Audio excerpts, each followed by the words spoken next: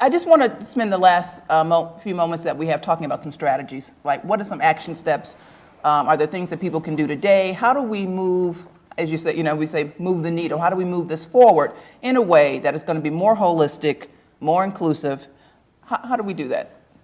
Well, I think the marriage fight taught us some lessons. I mean, it was the first time we had this incredibly wide coalitions that pulled together our allies and straight groups and sort of traditional progressive groups that we hadn't involved before, and I certainly know in Illinois it led to more communication on immigration reform, on issues around racial justice, on some of the trans issues.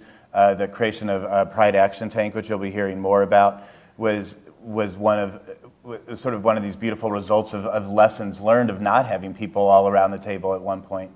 And I also believe that there's an opportunity to help connect to other progressive movements, like the Black Lives Matter movement. I think is a really an easy one to understand when you think about, for the LGBT community, we know from raids and AIDS, we know from getting arrested in bars, and Lambda had a case not even 5 years ago where the 70 and plus older leather guys in an Atlanta bar are pushed down on a floor and harassed by cops. And we know what it's like to be locked out of the health system and to be institutionally locked out of the ability to even get basic health care. So when we see the Black Lives Matter movement started by two queer women, that's calling, first for accountability, but to be included in the very systems that our country should be affording us, those are logical places where we can all step up. Okay. I think another way is people telling stories. I honestly think what really made the marriage movement a success is because we were coming out.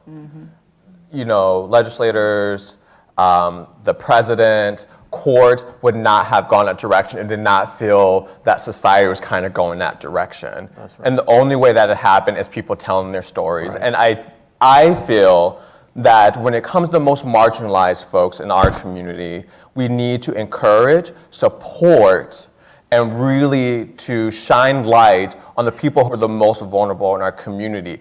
As messy it may be, some people may not be comfortable that some of us are sex workers. Some of us may not be comfortable that some of us have sex in public spaces. Some of us may not be comfortable that some of us are drug users. But guess what? They're a part of our community, and they matter just as much as anyone else. And it shouldn't be someone who wants to get married, live out in the burbs. If that's what you want, wonderful. But that's not everyone. And so I think that once we be able to, in a very public way, to tell our stories as nuanced, as difficult, as complex as they are, I really don't think that we're going to move in the direction that or at least go in the direction where we need to be. And so I think a part of that, and not only in terms of reflecting the work that we do, but also really telling those stories and not to be afraid of them. Because I do think, particularly in the legal world, you kind of need to kind of have the perfect client. And so sometimes the work that we do, and those of us who are lawyers or in a policy world, sometimes it can get kind of hard to bring that in there because that's kind of like how you're trained to kind of, you need to find the right client, the one who's not too messy, the one the judge is not going to feel uncomfortable with. And you can do it with marriage. Right, you're right. All of these Well, things, right? yeah, but you're talking about sex workers and drug users. They're all wonderful people too. But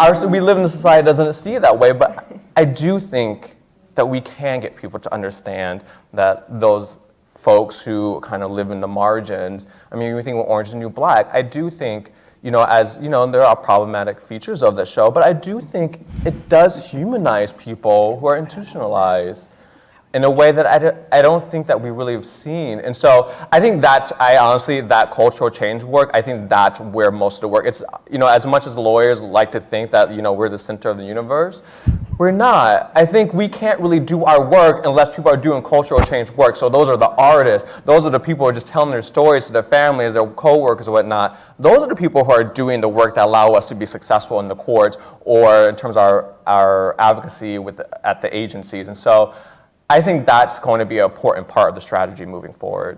Okay.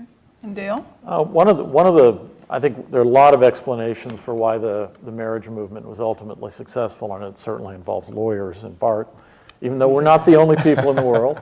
But one of the reasons I think it was successful is that we managed to translate that cause into terms, into language, and into values that a lot of people could identify with. And so when we did the research looking at what would be successful, it turns out that just starting off the conversation by saying, because you oppose marriage, you're a bigot, wasn't a great way of starting the conversation.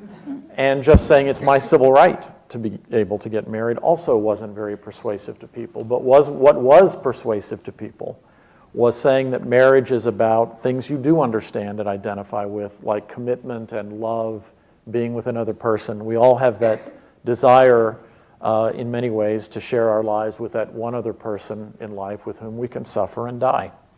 And so people ultimately got that at a level that was almost sub-rational, and it persuaded people.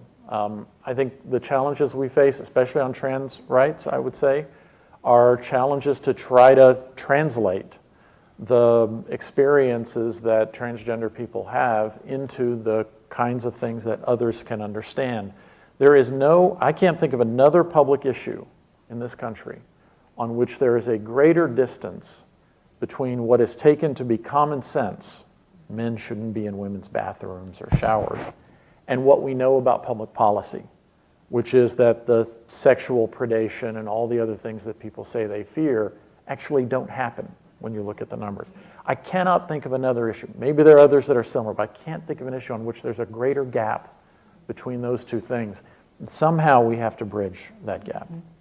Naomi, any strategies from your vantage point? I mean, I think I've always thought about policy change as these two together, that you need, that for some legislators, you need the hard facts, you need cost estimates, Google's gonna not place their data facility in your city. You need that because some folks need that cover, they need the economic impact cover. And then I think there are the values that we have to draw on. And thankfully we win on both fronts. And I think that with marriage, we win on both fronts. On these various issues, we win on both fronts, right? It's good for business to have diverse workers. We need a diverse workforce. Non-discrimination laws are important.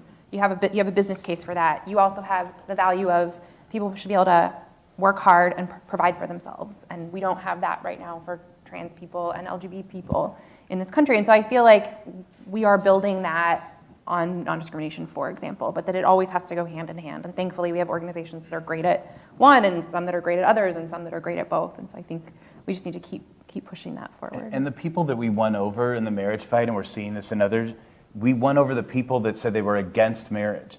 And they're the ones that flipped. The ones that couldn't decide, they've never, they're those people that never decide. And they didn't change at all. It was the no's that were against it that began to see our lives and switch. So there's hope. There's hope.